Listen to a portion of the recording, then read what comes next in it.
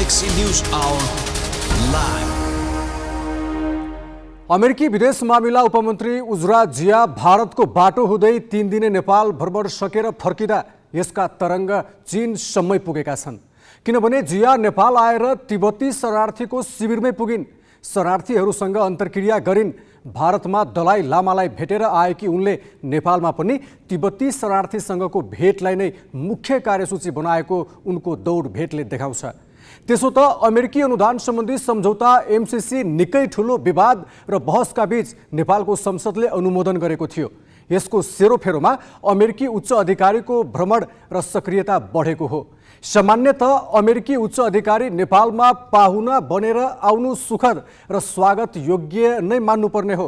तर जियाले यहाँ आएर जे जस्ता गतिविधि गरिन् र त्यसमा नेपाल सरकारले जुन भूमिका देखायो त्यो निकै संवेदनशील र नेपाललाई कूटनीतिक रूपमा अप्ठ्यारो पार्ने खालको छ। यसै पनि नेपालमा अमेरिकी गतिविधि तिब्बती शरणार्थीका पृथकवादी गतिविधिलाई प्रोत्साहित गर्ने खालका छन् भन्ने चिनिया बुझाइ छ। एमसीसीलाई समेत अमेरिकाको यस्तै चिनिया विरोधी नीतिका रूपमा बेजिङले बुझेको छ। यस्तो बेला अमेरिकी उच्च अधिकारीले नेपालको भू राजनैतिक संवेदनशीलतालाई व्यवस्था गरी तिब्बती शरणार्थीलाई हौस्याइदिँदा एक हाम्रो छिमेक सम्बन्धलाई थप जटिलतातर्फ मोडिदिएको छ। ग्यालेक्सी न्युज आवरमा आज हामी अमेरिकी उच्च अधिकारीको नेपाल भ्रमणले निम्ति आएको कूटनीतिक अप्ठ्यारो सम्बन्धी सामग्री प्रस्तुत गर्नेछौँ। चुनावी नतिजाका विविध आयामको समीक्षा त छँदैछ।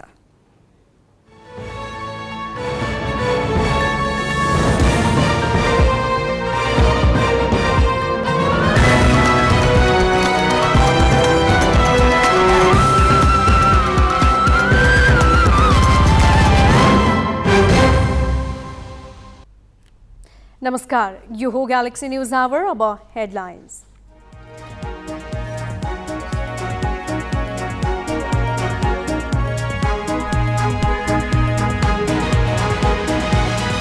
कूटनीतिक सम्बन्ध स्थापनाको 75औं वर्षगाँठको नाममा अमेरिकी अधिकारीहरूको नेपाल भ्रमण तीव्र। उपमन्त्री जियाको तिब्बती शरणार्थीसँगको भेट विवादमा। धरान र धनगढी उपमहानगरमा गठबन्धनलाई पराजित गर्दै स्वतन्त्र उम्मेद्वार प्रमुखमा निर्वाचित। काठमाडौँमा बालेन्द्रलाई दलका उम्मेद्वारले भेट्टाउनै सकेनन्। नेपालमा ऊर्जा सङ्कटपछि खाद्य सङ्कटको भय, तत्काल आवश्यक कदम चाल्न सरकारलाई निजी क्षेत्रको सुझाव। उद्योग मन्त्री भन्छन् चिन्ता गर्ने बेला आयो। रुसले फिनल्यान्डमा ग्यास आपूर्ति रोकेपछि युक्रेनद्वारा दोनबासमा युद्धविराम अस्वीकार। प्रस्ताव स्वीकार्न अमेरिका र इटालीको सुझाव।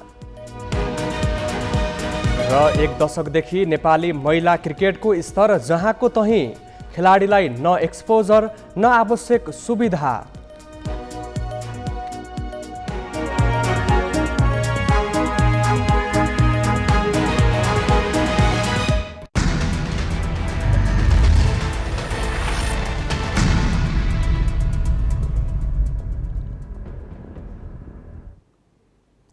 वैशाख 30 गते भएको निर्वाचन अन्तर्गत अब 36 स्थानीय तहको अन्तिम नतिजा आउन बाँकी छ।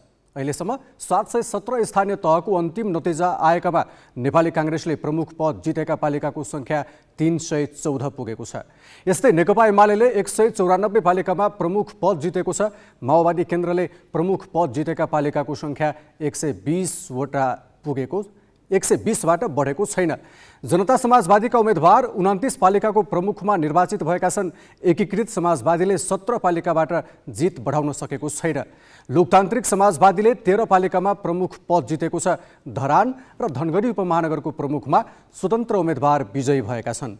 धरानमा स्वतन्त्र उम्मेदवार हर्कराज साम्फाङले सत्ता गठबन्धनका उम्मेदवार किशोर राईलाई हराए। यस्तै धनगढी उपमहानगरमा पनि स्वतन्त्र उम्मेदवार गोपाल हमालले सत्ता गठबन्धनकै निरिप वार्डलाई पराजित गरे। स्वतन्त्र उम्मेदवारी दिएर पालिका प्रमुख जित्नेको सङ्ख्या 11 पुगेको छ। महानगरतर्फ काठमाडौँमा स्वतन्त्र उम्मेदवार बालेन्द्र शाह र भरतपुरमा माओवादी केन्द्रकी रेणु दाहालले मतान्तर बढाएका छन्। ललितपुर र वीरगञ्जमा सत्ता गठबन्धनका उम्मेदवारले प्रतिस्पर्धीको भन्दा दोब्बर मत पाएका छन्। पोखरा महानगरमा एकीकृत समाजवादीका धनराज आचार्यले अग्रता कायमै राखेका छन्। अहिलेसम्मको पछिल्लो मत परिणाम अनुसार 753वटा पालिकाहरूमध्ये 717वटा पालिकाको मतपरिणाम सार्वजनिक भइसकेको छ। पछिल्लो मतपरिणाम अनुसार नेपाली काङ्ग्रेस पहिलो दल बनेको छ, नेकपा एमाले दोस्रो दल बनेको छ, त्यसैगरी नेकपा माओवादी केन्द्र तेस्रो दल बनेको छ भने जनता समाजवादी पार्टी चौथो दल बनेको छ र पाँचौं दलको रूपमा नेकपा एकीकृत समाजवादी बनेको छ। अहिलेसम्म 6वटा महानगर मध्ये 5वटा महानगरको मतपरिणाम, 1वटा महानगरपालिकाको मात्रै मतपरिणाम सार्वजनिक भएको छ र त्यसमा पनि विराटनगर महानगरपालिकाको मात्रै मतपरिणाम सार्वजनिक भएको छ। 11वटा उपमहानगर मध्ये अहिलेसम्म 9वटा उपमहानगरको मतपरिणाम सार्वजनिक भइसकेको छ। 2वटा उपमहानगरको मतपरिणाम सार्वजनिक हुन बाँकी छ। हामी भरतपुर महानगरतर्फ लाग्छौँ। त्यहाँको पछिल्लो मतपरिणामबारे अपडेट दिन हाम्रा संवाददाता प्रकाश सिग्देल प्रत्यक्ष सम्पर्कमा छन्। प्रकाशजी, तपाईसँग भरतपुर महानगरको पछिल्लो अपडेट के छ? हजुर, भरतपुर महानगरपालिकामा अहिलेसम्म 22 नम्बर वडाको मतगणना सकिएको छ। यो बिचमा आइपुग्दाखेरि 1,05,44 मतगणना भएको छ। अहिलेसम्म आइपुग्दाखेरि रेणु दाहालले 39,808 मत प्राप्त गर्नुभएको छ भने विजय सुवेदीले 30,926 मत प्राप्त गर्नुभएको छ। उहाँहरू बीचको अन्तर 8,882 रहेको छ। त्यस्तै गरी जगन्नाथ पौडेलले 12,905 मत प्राप्त गर्नुभएको छ। उहाँ स्वतन्त्रबाट उम्मेदवारी दिनुभएको थियो। त्यस्तै गरी चित्रसेन अधिकारी हुनुहुन्छ, उहाँ नेपाली काङ्ग्रेसबाट हुनुहुन्छ। उहाँले चित्रसेन अधिकारीले 42,074 मत प्राप्त गर्नुभएको छ। त्यस्तै गरी हलोबाट हुनुहुन्छ हिमला गुरुङ, उहाँले 24,484 मत प्राप्त गर्नुभएको छ। 22 नम्बर वडासम्म आइपुग्दाखेरि भरतपुर महानगरमा नेकपा एमाले वार्ड नम्बर 3 जितेको छ। त्यस्तै गरी 11 र 12 जितेको छ भने 18 र 19 नम्बर पनि नेकपा एमाले जितेको छ।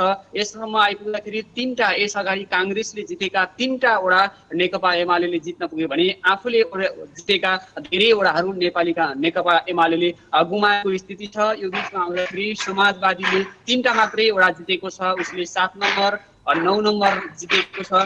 त्यस्तै गरी 22 नम्बर पनि समाजवादीले जितेको छ भने बाँकी वडा नेपाली काङ्ग्रेसले जितेको छ। त्योमध्ये 13 नम्बर वडा छ जुन माओवादी केन्द्रले जितेको छ र बाँकी सबै काङ्ग्रेसले जितेको छ। अहिलेसम्मको भरतपुर महानगरको नतिजा आएको छ र अब सम्भवतः 3 दिनसम्ममा सबै वडाहरूको गणना गरेर सक्ने भनेर हामीलाई जानकारी आएको छ। 29वटा वडाहरू हुन्, अब धेरै वडा बाँकी छैनन्। पर्सि बिहानसम्ममा सबै वडाहरूको नतिजा आइसक्ने भनेर हामीले जानकारी पाएका छौँ। अब कतिवटा वडाको मतगणना बाँकी छ? अब 7वटा वडाको मात्रै मतगणना गर्न बाँकी हो। त्यसमा पनि त्यति धेरै मत छैन। 1,27,566 मत खसेको हो र 1,05,000 मत गनिसकेको स्थिति छ। यो हिसाबले हेर्दाखेरि अब 27,000 मत गर्न बाँकी छ। लगभग एक दिनमा झन्डै 8-10 हजार मत गनिएको स्थिति छ। त्यो हिसाबले हेर्दाखेरि राति र दिउँसो गरेर पर्सि भोलि बेलुका अथवा पर्सि बिहानसम्म सबै वडाहरूको अन्तिम नतिजा आउने भनेर हामीले जानकारी पाएका छौँ। हस्, धन्यवाद प्रकाशजी। उनी थिए हाम्रा संवाददाता भरतपुर महानगरपालिकाको पछिल्लो अपडेट बारे जानकारी गराउँदै। काम नगर्ने दललाई मतमार्फत विस्थापित गर्नु आवधिक निर्वाचनको विशेषता हो। हामी कहाँ दललाई विस्थापित गर्नु सहज विषय भने होइन। खास गरी परम्परागत नेपाली काङ्ग्रेस र नेकपा एमालेसँग देशभर वडा तहसम्मै सङ्गठन छ। तर यसपालिको निर्वाचनमा खास गरी ठुला सहरमै ती दलले नराम्रो धक्का झेल्नु परेको छ, त्यो पनि स्वतन्त्र उम्मेदवारबाट। धनगढी र धरान उपमहानगरको नेतृत्व स्वतन्त्र उम्मेदवारको हातमा पुगेको छ भने काठमाडौँ महानगरमा पनि स्वतन्त्र उम्मेदवारले काङ्ग्रेस र एमालेका उम्मेदवारलाई निकै पछाडि पारेका छन्। स्वतन्त्र उम्मेदवारको पक्षमा देखिएको लहरलाई खास गरी ठुला दलले पाएका अवसरका काम गर्नुको साटो भ्रष्टाचार र विकृतिलाई बढावा दिँदा मतदाताले झापट लगाएको रूपमा अर्थ्याइएको छ। 2038 मा सुधारिएको पञ्चायती व्यवस्था अनुमोदनका लागि तत्कालीन सरकारले राष्ट्रिय पञ्चायतको चुनाव गरेको थियो। उम्मेदवार उठ्ने भए पद्मरत्न तुलाधर। 2035-36 सालको जनमत सङ्ग्रहबाट उदाएका तुलाधरलाई गणेशमान सिंहले उठ्न दिएनन्। तर 2043 को अर्को चुनावमा तुलाधरले उम्मेदवारी दिए। त्यतिबेला वामपन्थीको पनि साथ पाएका तुलाधरले 82,000 मत ल्याएर चुनाव जिते। वामपन्थीहरूले अघि सारेको अन्तर्ध्वंस रणनीति कार्यान्वयनका उपयुक्त पात्र तुलाधर थिए। उम्मेद्वार बन्दै गर्दा बसन्तपुर डबलीमा गरेको भाषण मात्र होइन, राष्ट्रिय पञ्चायतमा गरेको सम्बोधनका कारण उनको चर्चा आज पर्यन्त भइरहन्छ।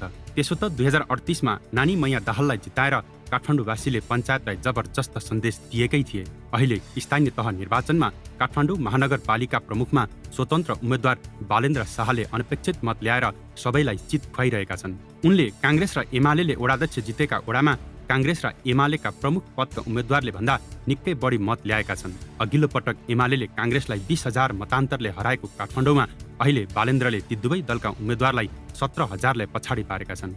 उनी राजनीतिक व्यक्तित्व होइनन्, इन्जिनियर हुन्।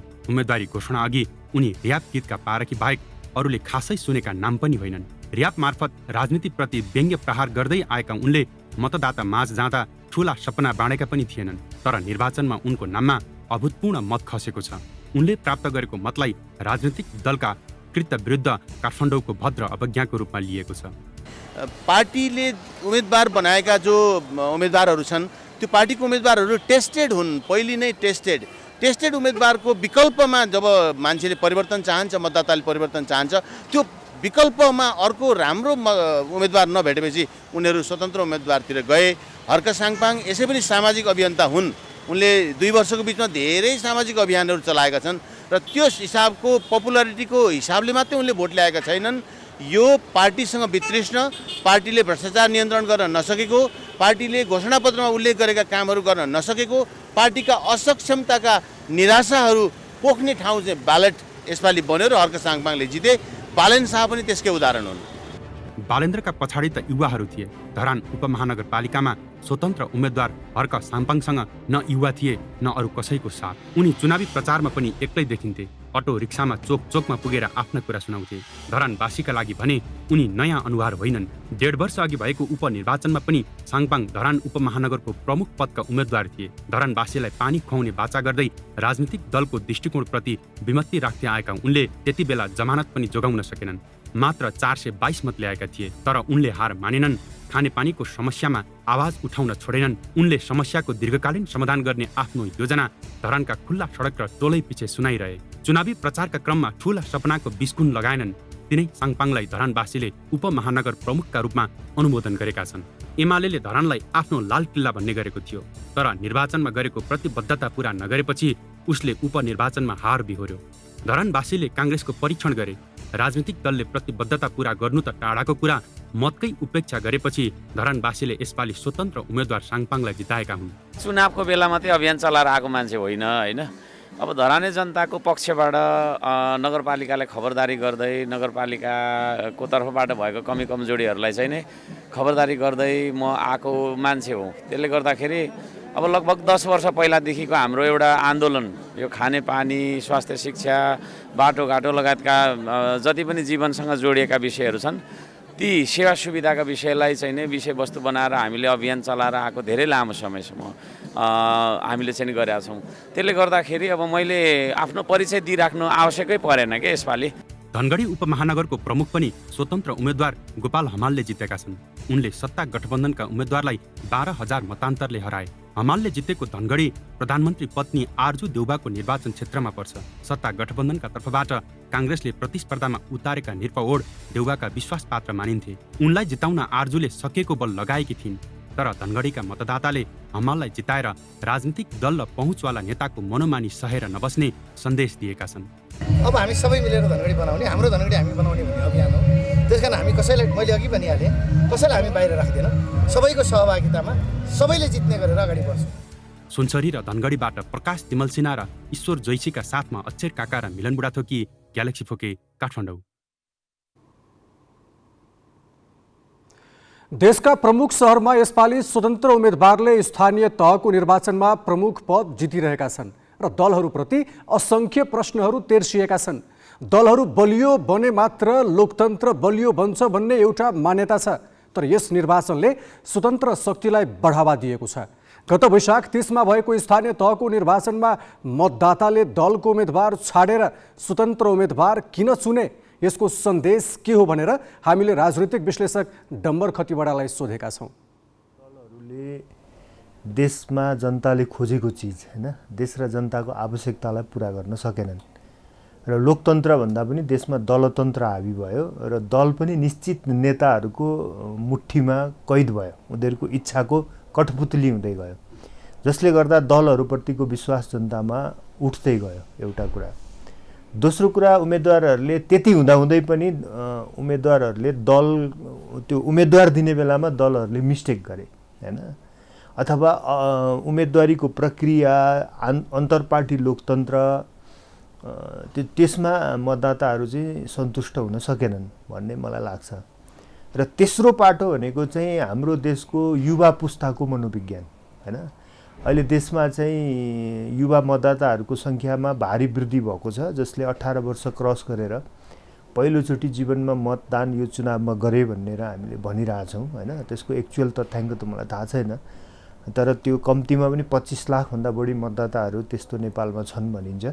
र उनीहरूको यो युवा पुस्ताको अपेक्षा आकाङ्क्षासँग चाहिँ हाम्रो दल र नेताहरूको कार्यशैली कतै पनि तादम्यतापूर्ण भएन। या दलीय व्यवस्था र स्वतन्त्र उम्मेदवारहरूलाई चाहिँ फरक फरक भनेर बुझाउने प्रयत्न गरिरहनु भएको छ, त्यो सही कुरा होइन। लोकतन्त्र भनेको चाहिँ व्यक्तिको सार्वभौम सत्तामा आधारित व्यवस्था हो। त्यसले दललाई पनि स्पेस दिन्छ, व्यक्तिलाई पनि स्पेस दिन्छ, किनकि हाम्रो लोकतन्त्रले, हाम्रो संविधानले, कानुनले चाहिँ स्वतन्त्र व्यक्तिहरूलाई उम्मेदवार हुन रोकेको पनि छैन, जितेर काम गर्न रोकेको पनि छैन। तर एउटा कुरा के हुन्छ, जस्तो मानिलिउँ यसरी नै स्वतन्त्रहरू जिते भने, यो त अहिले हाम्रो डाइरेक्ट डेमोक्रेसीमा आधारित छ, स्थानीय निकाय होइन, मेयर आउँछन्, मेयरको जिम्मेवारी गर्छन्। तर मानिलिउँ केन्द्रीय संसदमा या प्रादेशिक संसदमा पनि यसरी नै स्वतन्त्र उम्मेदवारहरूले जितेर आए ठुलो सङ्ख्यामा भने तिनीहरूले प्रधानमन्त्री या मुख्यमन्त्री कस्तोलाई बनाउलान् या कसरी मिलेर काम गर्लान्, तिनीहरूको टिम बिल्डिङ के होला, या त्यो सरकारको चाहिँ तपाईँको नीति सिद्धान्त एजेन्डा कार्यक्रम के बन्ला भन्ने कुरा चाहिँ निकै सङ्कटमा फस्छ। त्यस हुनाले मलाई के लाग्छ भने दलीय व्यवस्था सफल हुनको, लोकतन्त्र सफल हुनको लागि दलहरू नै बलियो हुनुपर्छ आधारभूत रूपमा।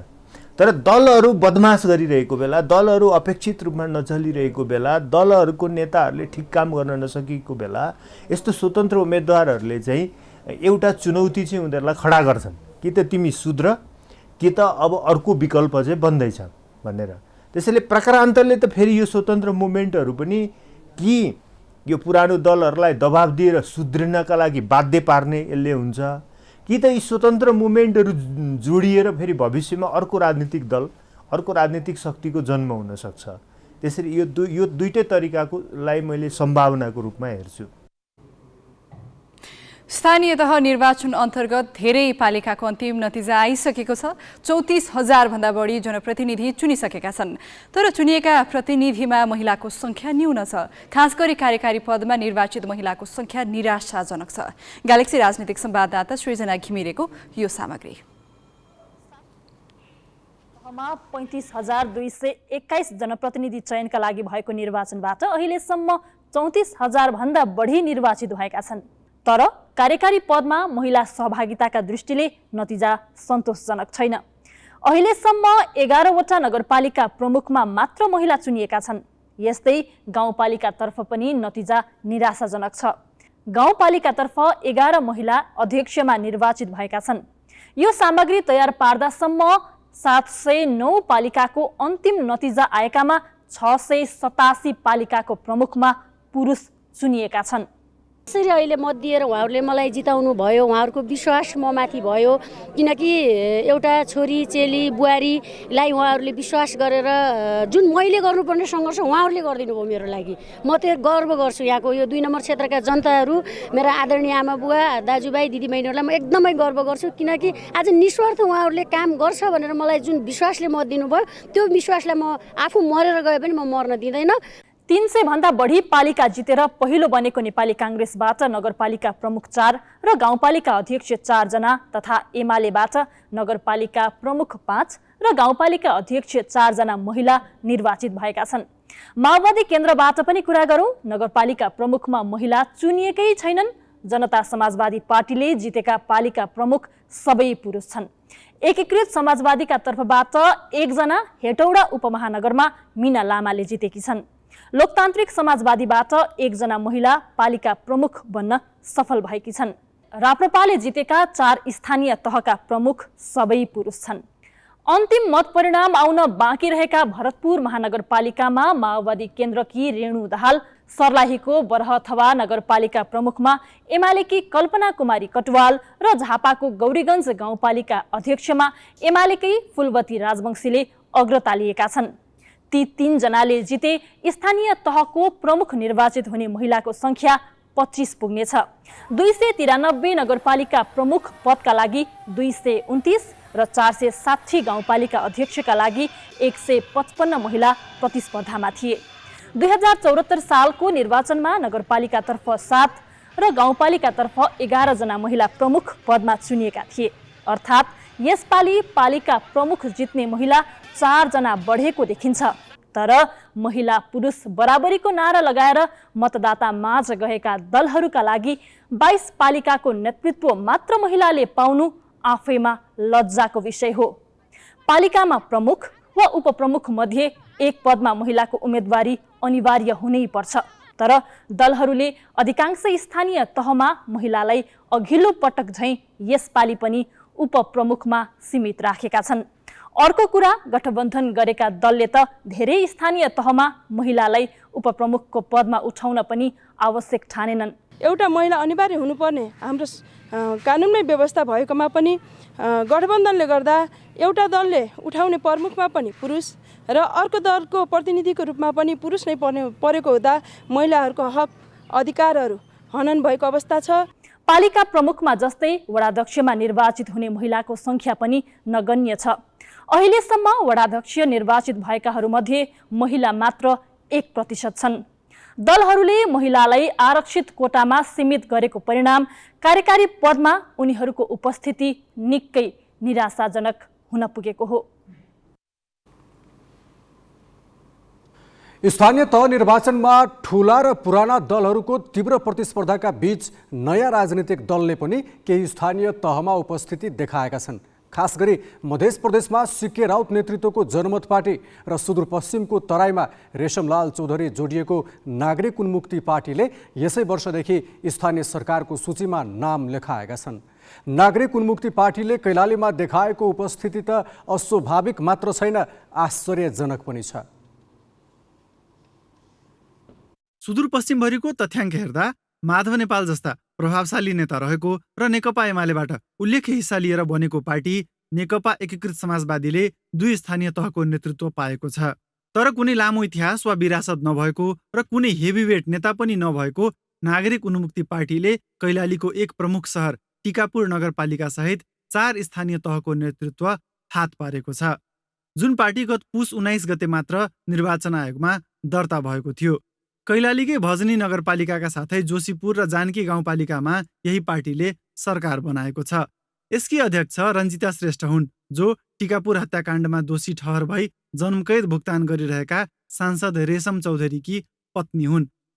उनकै पार्टीले पहिलो पटक्कै चुनावी प्रतिस्पर्धामा आश्चर्यजनक उपस्थिति जनाएको छ। विजयी नभएका ठाउँमा दोस्रो या तेस्रो स्थान पाएको छ। सबै पदमा गरी करिब 79 जनप्रतिनिधि यही पार्टीबाट चुनिएका छन्। यो नागरिक मुक्ति पार्टी एउटा राष्ट्रिय पार्टीको रूपमा हामी खडा गर्ने हिसाबले यहाँ सम्पूर्ण लगभग जनतालाई अवगत गराउन चाहन्छौँ। हामी कसैलाई काखा र कसै पाखा र कसैलाई जाति विभेदको रूपमा हामीले कहिले पनि यहाँ कसैलाई कुनै किसिमको सूचना पनि दिएका छैनौँ। हिमाल पहाड तराई कोही छैन पराई भन्ने हिसाबले जुन हामीले नारा लगाएका छौँ, जुन हाम्रो यो झन्डाको चुनाव चिन्ह छ, त्यसमा सबैले त्यो बुझ्छन् कि वास्तवमा यो जाति पार्टी हो। अघिल्लो स्थानीय तहको चुनाव बहिष्कार गरेको सिके राउत नेतृत्वको जनमत पार्टीले पनि यसपालि शान्तिपूर्ण प्रतिस्पर्धाको बाटो अँगालेको छ। यस दलले सप्तरीको हनुमाननगर कङ्काली नगरपालिका र बलान बिहुल गाउँपालिकाको नेतृत्व पाएको छ भने कम्तीमा 93 जना प्रतिनिधि यस दलबाट स्थानीय सरकारमा पुगेका छन्। नेता हृदय त्रिपाठीले आफ्नै अध्यक्षतामा जनता प्रगतिशील पार्टी नामक दल खोलेर चुनावमा होमिएका थिए। उनको दलले रूपन्देहीको मर्चबारी गाउँपालिकाको अध्यक्ष र उपाध्यक्ष जितेको छ। रविन्द्र मिश्र नेतृत्वको विवेकशील साझा पार्टीले बाराको फेटा गाउँपालिका अध्यक्ष र उपाध्यक्ष जितेको छ। अघिल्लो चुनावमा विवेकशील र साझा अलग अलग पार्टी भए पनि यसबीचमा एकता, विभाजन र आन्तरिक पुका श्रृङ्खला पार गरी झिनो उपस्थितिमा सीमित भएको छ विवेकशील साझा। धनुषाबाट किरण कर्ण, कैलालीबाट हिक्मत रावलका साथ जितेन्द्र झा, ग्यालेक्सी फोके, काठमाडौँ। अब केही न्युज संक्षेपमा। सत्ता गठबन्धन दलहरूले नीति तथा कार्यक्रममा महत्वाकांक्षी भन्दा जनताका समस्या सम्बोधन हुने विषय समावेश गर्न सरकारलाई सुझाव दिएका छन्। प्रधानमन्त्री निवास बालुवाटारमा आज बसेको गठबन्धन दलका शीर्ष नेताहरूको बैठकले नीति तथा कार्यक्रममा जनचासोका विषयलाई समेट्न सुझाव दिएको हो। सरकारले मंगलबार संसदमा नीति तथा कार्यक्रम पेश गर्दैछ। कृषि, पर्यटन, शिक्षा, स्वास्थ्य, खानेपानी र सामाजिक सुरक्षा जस्ता विषयलाई सरकारको नीति तथा कार्यक्रममा प्राथमिकता दिनुपर्नेमा नेताहरूले जोड दिएको प्रधानमन्त्रीको सचिवालयले जनाएको छ। आजको बैठकमा चुनावी परिणामबारे भने छलफल नभएको नेताहरूले बताएका छन्। सम्पूर्ण परिणाम आएपछि चुनावको समीक्षा गरिने पनि उनीहरूको भनाइ छ। संसदीय सुनवाई समितिले 3 देशका लागि प्रस्तावित राजदूतको नाम अनुमोदन गरेको छ। समितिको आज सिंहदरबारमा बसेको बैठकले बङ्गलादेश, म्यानमार र ओमानको लागि प्रस्तावित राजदूतको नाम अनुमोदन गरेको हो।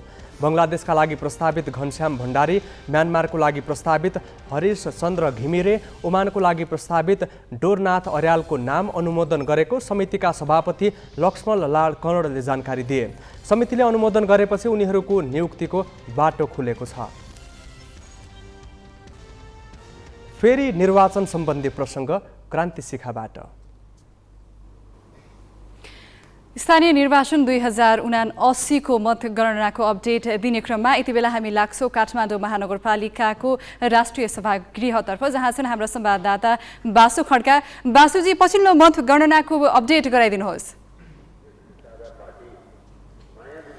क्रान्तिजी, यतिखेर हामी काठमाडौँ महानगरपालिकाको मतगणना भइरहेको स्थान राष्ट्रिय सभागृहमा छौँ। यति बेलासम्म आजसम्म आइसक्दाखेरि काठमाडौँ महानगरपालिकाको मतगणना सुरु भएको 9 दिन भइसकेको छ। 1,91,000 मतदान भएकोमा काठमाडौँ महानगरपालिकामा आज अहिले यो बेलासम्म आइपुग्दाखेरि 1,18,257 मतगणना सकिएको छ। अहिलेसम्मको यो मतगणनाको स्थिति हेर्दाखेरि लौरो चुनाव चिन्ह लिएर उठेका स्वतन्त्र उम्मेदवार बालेन्द्र शाह अग्र स्थानमा रहेका छन्। उनले 41,522 मत प्राप्त गर्दै गर्दाखेरि उनलाई नेपाली कांग्रेसकी उम्मेदवार सिर्जना सिंहले पक्षाइरहेकी छन्।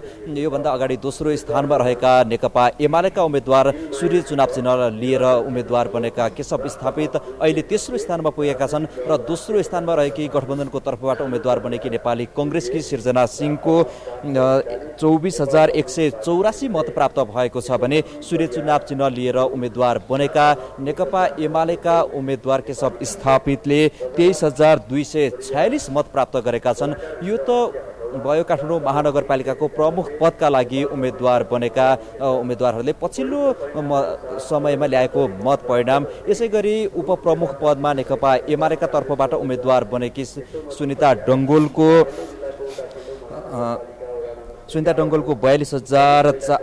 42,428 मत प्राप्त भएको छ भने उनलाई गठबन्धनका तर्फबाट उम्मेदवार बनेका नेकपा एकीकृत समाजवादीका रामेश्वर श्रेष्ठले पछ्याइरहेका छन्। उनको 14,252 मत प्राप्त भएको छ।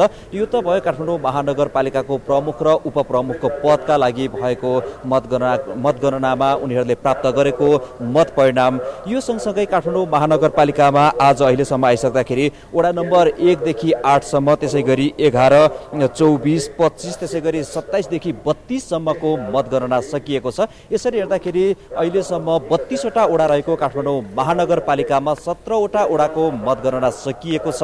अहिले 7 वटा वडाको मतगणना जारी छ भने अझै 8 वटा वडाको मतपेटिका खोलिएको छैन र त्यसको बाँकी छ। यसरी हेर्दाखेरि अझै 72,000 मत गन्न बाँकी छ। यो कुल खसेको मतको अझै 38% हो भनेर चाहिँ भन्न सक्ने अवस्था रहेको छ। यो सँगसँगै अब जसरी काठमाडौँको कोर एरियामा छिरेपछि रुख र सूर्य चुनाव चिन्ह अथवा सिर्जना सिंह र केशव स्थापितको पक्षमा मत बढ्छ। लौरो चुनाव चिन्ह लिएर उठेका बालेन्द्र शाहको पक्षमा केही घट्न सक्छ अथवा यो रेसियो घट्न सक्छ भन्ने एक किसिमको आकलन भएको थियो बाहिर। त्यो अहिले जसरी त्यो आकलन गरेको थियो त्योभन्दा फरक तरिकाले मत परिणाम चाहिँ आइरहेको छ। यसरी हेर्दै गर्दाखेरि अहिले वडा नम्बर 9, 10, 12, 13, 22, 23 र 26 नम्बरको मतगणना जारी रहेको छ। यसरी यी वडाको मतगणना जारी रहँदै गर्दाखेरि वडा नम्बर 12 त्यसै गरी 22 मा नेपाली कांग्रेसका उम्मेदवारले लिड गर्दै गर्दाखेरि 23 र 26 मा नेकपा एमालेका उम्मेदवार केशव स्थापितले लिड गरेका छन्। बाँकी अन्य वडामा पनि बालेन्द्र शाहले नै लिड गरिरहेको अवस्था छ। क्रान्तिजी, धन्यवाद बासुजी जानकारीका लागि। उनी थिए हाम्रा संवाददाता बासु खड्का राष्ट्रिय सभागृहबाट। उनले जानकारी गराए अनुसार अहिले पनि स्वतन्त्र उम्मेदवार बालेन्द्रको अग्रता कायमै छ। अहिलेसम्म 8वटा वडाको भने मतगणना अझै पनि सुरु गरिएको छैन भनेर उनले जानकारी गराएका थिए। अब हामी काठमाडौँ महानगरबाट पोखरा महानगरतर्फ लाग्छौँ, जहाँ हाम्रा संवाददाता विमल तिवारी प्रत्यक्ष सम्पर्कमा छन्। अहिलेसम्म कति मतगणना भए, कति मतगणना बाँकी छ भन्ने बारेमा जानकारी लिन्छौँ। विमलजी, तपाईसँग पोखरा महानगरको पछिल्लो मत परिणामबारे अपडेट के छ? विनयजी, पोखरा अहिले मतगणना जारी छ र पछिल्लो समय सार्वजनिक भएको मतगणनाको परिणाम म तपाईँलाई सुनाउँदैछु। 1,12,580 मतगणना भएको छ पोखरामा अहिलेसम्म। यो खसेको मतको 78% हो। यो मत अनुसार गठबन्धनका उम्मेदवार धनराज आचार्यले अहिले अग्रता लिइरहनु भएको छ। उहाँले 45,027 मत प्राप्त गर्नुभएर अग्रस्थानमा हुनुहुन्छ। उहाँलाई पछ्याउँदै नेकपा एमालेका उम्मेदवार हुनुहुन्छ कृष्णबहादुर थापा। उहाँले 41,590 मत प्राप्त गर्नुभएको छ। यसै गरी उपमेयरमा मन्जुदेवी गुरुङले 47,324 मत प्राप्त गर्नुभएको छ भने नेपाली कांग्रेसकी उम्मेदवार कोपिला राणावाटले 44,964 मत प्राप्त गर्नुभएको अवस्था छ। उहाँको बिचमा करिब 2,360 मतले गुरुङ अगाडि हुनुहुन्छ। अहिलेसम्म पोखरा महानगरका 33वटा वडामध्ये 24वटा वडामा मतगणना सम्पन्न भइसकेको छ। ती वडाहरूमा कांग्रेसले 17वटा वडामा विजय हासिल गरेको छ भने नेकपा एमाले 7वटा वडामा विजय हासिल गरेको छ। अहिले 9वटा वडामा मतगणना भइरहेको छ र पोखरामा जति पनि मत खसेको त्यति सबै मतहरू अहिले गन्ने प्रक्रियामा छन् र बाकसमा अहिले मतहरू छैनन्। मतगणनाको गति कस्तो छ? यही गतिमा मतगणना हुने हो भने अब कति दिन लाग्छ मत परिणाम आउन? मतगणनाको समय निकै लम्बिसकेको छ। अब हामीले मुख्य निर्वाचन अधिकारीको कार्यालयमा हामीले सोधेका थियौँ। श्रीकृष्ण भट्टराई हुनुहुन्छ, उहाँले भन्नुभएको थियो अब 2 दिनपछि 2 रात गनिसकेपछि हामी मत परिणाम सार्वजनिक गर्ने अवस्थामा पुग्छौँ भनेर उहाँले भन्नुभएको छ। करिब 30,700 मत गन्न बाँकी छ। अब यी मतहरू अब 2 रातपछि चाहिँ गणना सम्पन्न हुनेछ र पोखराको नयाँ मेयर, उपमेयर लगायतका नयाँ जनप्रतिनिधिहरू चुनिएर आउनुहुनेछ भनेर हामीले आशा अपेक्षा गर्न सक्छौँ। धन्यवाद विमलजी। उनी थिए हाम्रा संवाददाता पोखरा महानगरपालिका बारे पछिल्लो मत परिणामबारे जानकारी गराउँदै थिए। अब हामी मध्य प्रदेशतर्फ लाग्छौँ, जहाँ छन् हाम्रा संवाददाता जियालाल शाह। पर्सातर्फ लाग्छौँ हामी। जियालालजी, के छ पछिल्लो अपडेट पर्साको? दिल्ली महानगरपालिकाको केही बेला अगाडि मात्रै अपडेट आएको छ। 70,477 मत गनिसक्दाखेरि दिल्ली महानगरपालिकाको मेयरमा चाहिँ अहिले पनि जसपाका राजेश मानसिंह अग्र स्थानमा हुनुहुन्छ। जसपाका राजेश मानसिंहको 33,919 मत रहेको छ भने नेकपा एमालेका तर्फबाट उम्मेदवारी दिनुभएका विजय कुमार सरावीको 17,808 मत रहेको छ। र त्यसै गरी राप्रपाबाट उम्मेदवारी दिनुभएका पत्रकार तथा लेखक 2535 मत जो चाहिँ गिरीश गिरी हुनुहुन्छ। र यसै गरी पर्सा जिल्लाको उपमेयर पदको कुरा गर्ने हो भने उपमेयरमा नेपाली कांग्रेसका तर्फबाट इम्तियाज आलमले 23,164 मत ल्याएर पहिलो स्थानमा हुनुहुन्छ भने त्यसै गरी लोकसभाका 5,686 मत ल्याएर दोस्रो स्थानमा हुनुहुन्छ पुष्पलालमा। र यसै गरी उपमेयरको राप्रपामा चाहिँ तेस्रो स्थानमा हुनुहुन्छ बिना जसवाल 4,410 मत ल्याएर। र समग्रमा वीरेन्द्र महानगरपालिकाको कुरा गर्ने हो भने वीरेन्द्र महानगरपालिकामा अहिले 3 वडा मात्रै बाँकी रहेको छ र समग्रमा भोलि साँझसम्म परिणाम आइसक्ने हामीले निर्वाचन आयोगका धर्मराज पौडेलको प्रमुख हुनुहुन्छ, उहाँले जानकारी गर्नुहुन्छ।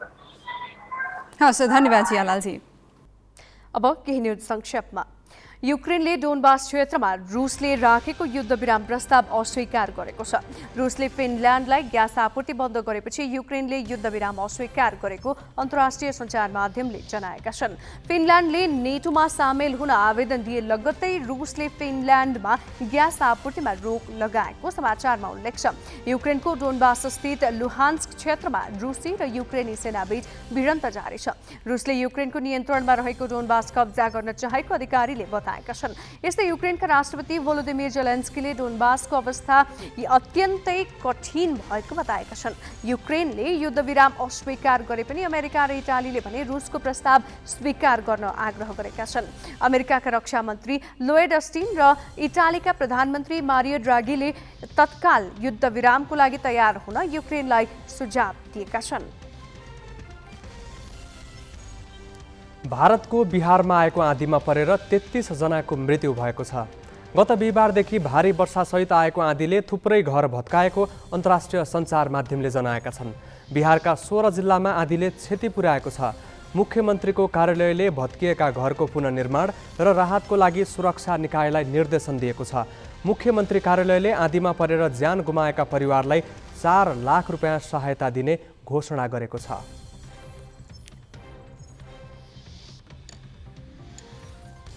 अब बाँकी प्रसङ्ग विनय कुमारबाट।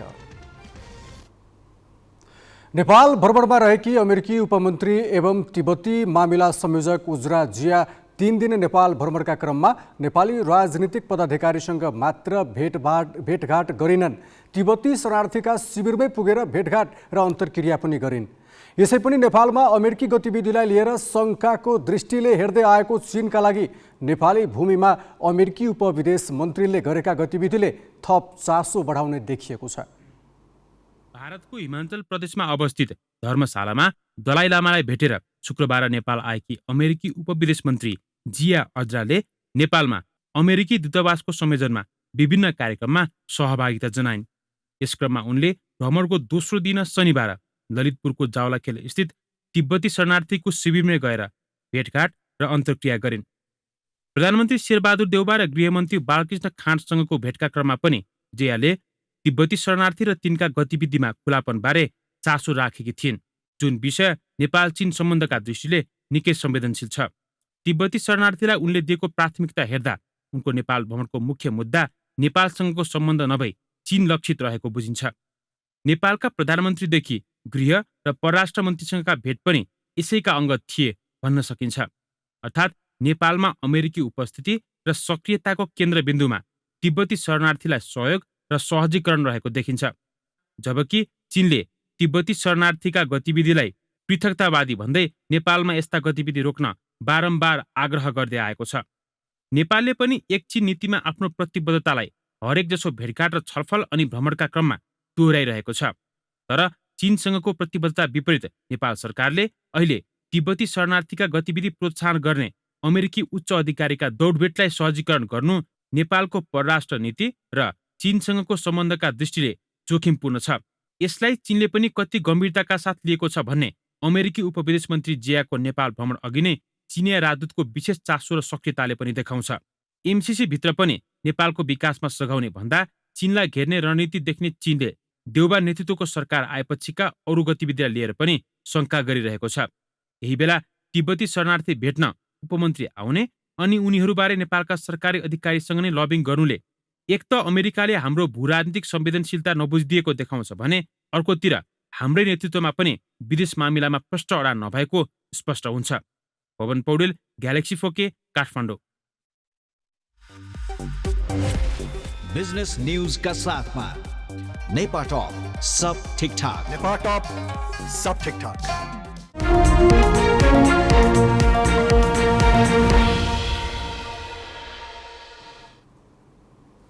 रुस र युक्रेन बीचको द्वन्द्वले पेट्रोलियम पदार्थको सङ्कट बढेका बेला विश्वमा खाद्यान्नको समस्या आइलागेको छ। युक्रेनबाट कच्चा तेल र अन्न निर्यात ठप्प प्राय छ। रुसको उत्पादन पनि विश्व बजारमा आपूर्ति भइरहेको छैन। छिमेकी देश भारतले प्रमुख अन्न गहुँको निर्यात बन्द गरेको छ। यसले नेपाल जस्तो आयातमा परनिर्भर देशमा खाद्यान्न सङ्कटका साथै महँगी चर्किने जोखिम बढेको छ। विश्वमा खाद्यान्नको सङ्कटोन्मुख अवस्थाले माग र आपूर्तिको सन्तुलन खलबलिएपछि त्यसको असर नेपालमा देखिन थालेको छ। महँगी सरकारले नियन्त्रणमा राख्ने भनेको बिन्दुबाट माथि गइसकेको छ। सरकारले महँगी 6.5% बढ्न नदिने भनेको थियो, तर पछिल्लो 9 महिनाको तथ्याङ्कलाई आधार मान्ने हो भने 7% नागिसकेको छ। विश्वव्यापी रूपमै खाद्य सङ्कटको जोखिम बढेका बेला नेपालमा महँगी बढ्नुलाई सरकारी निकायले बढ्दो उपभोगलाई कारण मानेका छन्। यो सर्टेजको इम्प्याक्ट स्पष्ट रूपमा प्रत्येक अर्थतन्त्रलाई परेको छ। विकसित, अल्पविकसित, विकासोन्मुख सबै खालका अर्थतन्त्रले अहिले हामीले यो झेलिरहेछौँ। हामीले नेपालको सन्दर्भमा पनि प्राइसलाई, इन्फ्लेसनलाई 6.5% भित्र राख्ने भनी राख्दाखेरि हाम्रो 9 महिनाको डेटा आइराख्दा यहाँहरूले देख्नु भएको छ 7% नागिसक्यो हैन अवस्था यहाँले पाउनु भएको छ र एभरेजमा चाहिँ बिलो 6 मा हामी छौँ। हाम्रो अधिकांश इकोनोमी नै यो इम्पोर्टमा आधारित अर्थतन्त्र भइरहेछ। धेरै कुरा इम्पोर्टेड सामान सँगसँगै अब इम्पोर्टेड वस्तु महँगो भइराख्दाखेरि यहाँ इन्फ्लेसन पनि सँगसँगै आयात हुनु स्वाभाविक हो। गाउँको प्रतिबन्ध लगाउने बित्तिकै, निकासीमा रोक लगाउने बित्तिकै हाम्रो यहाँ पनि धुलो, मैदा जस्ता कुराहरू समस्यामा परिसक्यो। सुजी, अब यससित सम्बन्धित उद्योगहरू हाम्रो पनि प्रभावित हुने भयो नि त।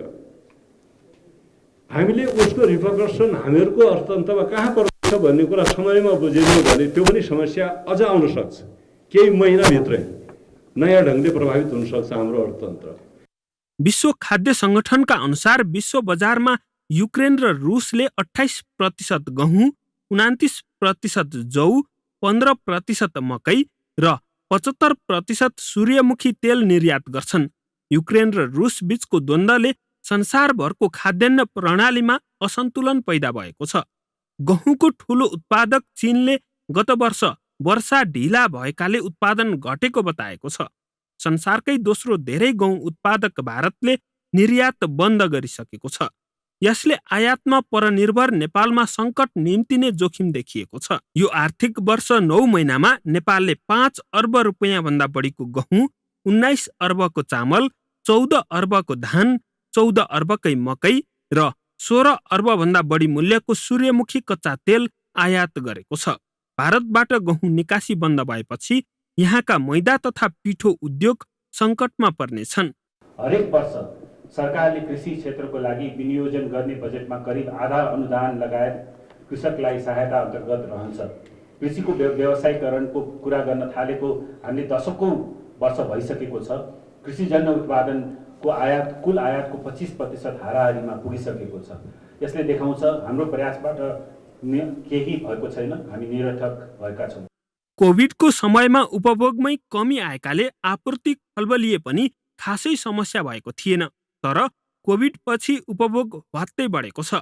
ठूला उत्पादक मुलुकले खाद्यान्न निर्यातमा लगाएको प्रतिबन्धले सङ्कट निम्त्याउन सहयोग पुगिरहेको छ। एउटा एनर्जी प्राइस बढिरहेको छ, यसले फर्टिलाइजरमा हान्छ, फर्टिलाइजरको कस्ट बढाउँछ। फर्टिलाइजरको कस्ट बनाएपछि एग्री फुडको कस्ट पनि बढ्ने भयो। एग्री फुड हामीले इम्पोर्ट गर्छौँ, कन्जम्सन गर्छौँ, उपभोक्तालाई गाह्रो भयो। इन्टरमिडिएट कन्जम्सन जस्तो उद्योगीहरूले मैदामा प्रयोग गर्नु होला वा फिड इन्डस्ट्रीलाई प्रयोग होला मकै, अनि त्यसले पोल्ट्री इन्डस्ट्रीलाई पनि हानि रहेको हुन्छ। त्यसै गरी फर्टिलाइजर हामी डाइरेक्ट इम्पोर्ट गर्छौँ, कस्ट बढिरहेको छ एग्रिकल्चर प्रोडक्सनलाई।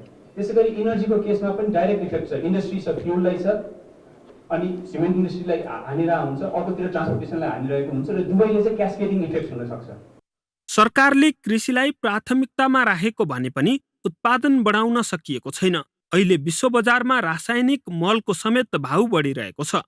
बाली लगाउने समयमा किसानले मल नपाउने समस्या पनि समाधान भएको छैन। त्यति मात्र होइन, सरकारी तहबाट खाद्य सङ्कटको जोखिमसँग जुन्ने तयारी पनि गरिएको छैन। क्यामेरामा योगेश लामाका साथ पवन तिमिल सिन्हा, ग्यालेक्सी फोके, काठमाडौँ। पहिलोपटक घरेलु मैदानमा भएको महिला T20 अन्तर्राष्ट्रिय नेपालका लागि सुखद रहेन। 5 खेलको श्रृङ्खला युगान्डाले 3-2 ले जित्यो। अन्तिम 2 खेल जितेर नेपाल लज्जास्पद हारबाट जोगियो। आफूभन्दा तलको वरियताको युगान्डासँगको खेलमा नेपाली खेलाडीले 100 रन बनाउनै सङ्घर्ष गरे। नेपाली महिला क्रिकेटमा किन सुधार हुन सकेन त? समग्रमा युगान्डा विरुद्धको टी20 श्रृङ्खलामा नेपाली टिमको प्रदर्शन उद्वेग लाग्दो रह्यो। 5 खेलबाट नेपाली महिला क्रिकेटको वास्तविकता उजागर भयो। राष्ट्रिय टिमबाट खेल्ने अधिकांश खेलाडीमा फिटनेस नै छैन। फिटनेस नभएकाले नेपाल फिल्डिङमा नराम्ररी चुक्यो। सबैभन्दा कमजोर पक्ष फिल्डिङ नै रह्यो। हामीले चाहिँ 5 रन उता छोड्यौँ, यता 5 रन दियौँ। त्यसले गर्दा हामी हाल्यो भने एटलिस्ट भनौँ न हामीले चाहिँ फिल्डिङ डिपार्टमेन्टबाट र प्लस तपाईँको चाहिँ हाम्रो चाहिँ फिटनेसबाट हामीले चाहिँ त्यहाँनिर चुकेको। अदरवाइज हामी चाहिँ म भन्छु स्किल वाइज हामी राम्रो क्रिकेट खेलेको। फिल्डमा खेलाडीहरू बेसिक्समा पनि अल्मलिएको देखियो, जसका कारण नेपालले धेरै रनआउट बेहोर्नु पर्यो। अर्को समस्या टिममा कसको जिम्मेवारी के भन्नेमा खेलाडीलाई थाहा नभएको मैदानमा स्पष्टै देखियो। अलराउन्डरको संख्या धेरै हुँदा यो समस्या देखिएको हुन सक्छ। एउटा खेलमा ओपनिङमा ब्याटिङ गरेको खेलाडीले अर्को खेलमा 10 नम्बरमा ब्याटिङ गरे। ब्याटिङ अर्डरमा गोलमाल देखियो। यसले टिम सेटअपमा समस्या भएको अनुभव खेलाडीले नै गरे। म चाहिँ यो सबै कुराहरू ल्याक अफ म्याचेस, अब प्लेयर्समा ल्याक अफ त्यो हुन्छ नि बिचरा, उनीहरूले कसरी बुझ्ने त कसरी खेल्ने भनेर जबसम्म कन्टिन्यू म्याच खेल्दैन होइन। आखिरमा 5 वटा सिरिज थियो, 3टामा उनीहरूको मेन्टालिटी डाउन अप थियो।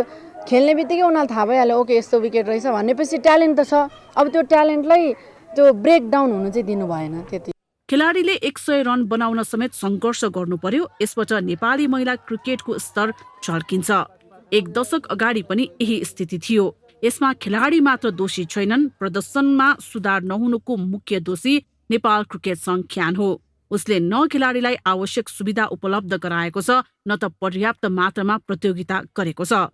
वर्षमा मुस्किलले हुने 1 वा 2 घरेलु प्रतियोगिताबाट प्रदर्शनमा सुधार होस् पनि कसरी? अब क्रिकेट एसोसिएसनबाट गर्ने पार्टहरू उहाँहरूले हामीलाई म्याच एक्सपोजर दिनु पर्यो होइन। क्याम्प्सहरू अलि लामो हुनु पर्यो। अब यसरी फिटनेस ट्रेनर, कोचेस, असिस्टेन्ट कोचेसहरू चाहिँ इक्वली प्रोभाइडेड हुनु पर्यो, जसले चाहिँ सबै डिपार्टमेन्टमा काम गर्नु भ्याओस् होइन। अनि सेकेन्डली भनेको अब हामीलाई यसरी जित्ने बानी बसाल्नु छ। नम्बर अफ द म्याचेस कम भएकोले हामी स्लो भयौँ होइन। अब भनौँ न अब उसमा चाहिँ केटीहरूले आफूले प्लेयरहरूले फिटनेस गरेन। अब थाहा छ कि 1 वर्षपछि म्याच छ, म 12 महिना किन लाग्ने भन्ने पनि फिलिङ भयो होला त्यहाँ। सो अगर रेगुलर 2-3 महिना 1-1 महिनामा टुर्नामेन्ट्स भएछ भने चाहिँ सबैले फिटनेसमा चाहिँ ध्यान दिएको हुन्छ र टिम चाहिँ अटोमेटिकली माथि जान सक्छ। त number of the match very important हो कि म्याक्सिमम खेल्नु पर्यो हामीले। वरियतामा आफूभन्दा तल रहेको युगान्डासँगको प्रदर्शनले नेपालको स्तर स्वतःमा आएको छ। नेपालले 3 सातापछि ACC 2020 च्याम्पियनसिप खेल्दैछ, जहाँ युगान्डा भन्दा बलियो टिमको सामना नेपालले गर्नुपर्नेछ। त्यसैले युगान्डासँगको खेलमा देखिएको कमजोरीबाट पाठ सिकेर तयारीमा ध्यान दिनुका साथै प्रदर्शन स्तर सुधारका लागि प्रतियोगिताको संख्या वृद्धिको विकल्प छैन। हामी ग्यालेक्सी न्युज आवरको अन्त्यमा छौँ। जाँदा जाँदै हेडलाइन्स।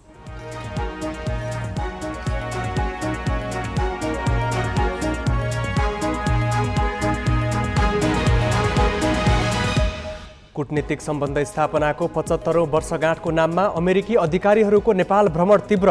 उपमन्त्री ज्याको तिब्बती शरणार्थीसँगको भेटघाट विवादमा। धरान र धनगढी उपमहानगरमा गठबन्धनलाई पराजित गर्दै स्वतन्त्र उम्मेद्वार प्रमुखमा निर्वाचित। काठमाडौँमा बालेन्द्रलाई दलका उम्मेद्वारले भेटाउनै सकेनन्। नेपालमा ऊर्जापछि खाद्य सङ्कटको भय, तत्काल आवश्यक कदम चाल्न सरकारलाई निजी क्षेत्रको सुझाव। उद्योग मन्त्री भन्छन् चिन्ता गर्ने बेला आयो। रुसले फिनल्यान्डमा ग्यास आपूर्ति रोकेपछि युक्रेनद्वारा दोनबासमा युद्धविराम अस्वीकार।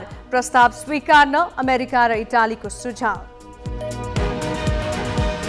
र 1 दशकदेखि नेपाली महिला क्रिकेटको स्तर जहाँको तहीँ, खेलाडीलाई न एक्सपोजर न आवश्यक सुविधा।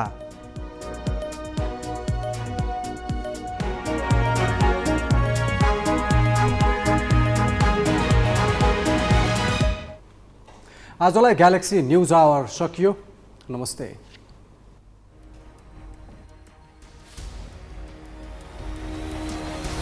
This is Galaxy News Hour Live.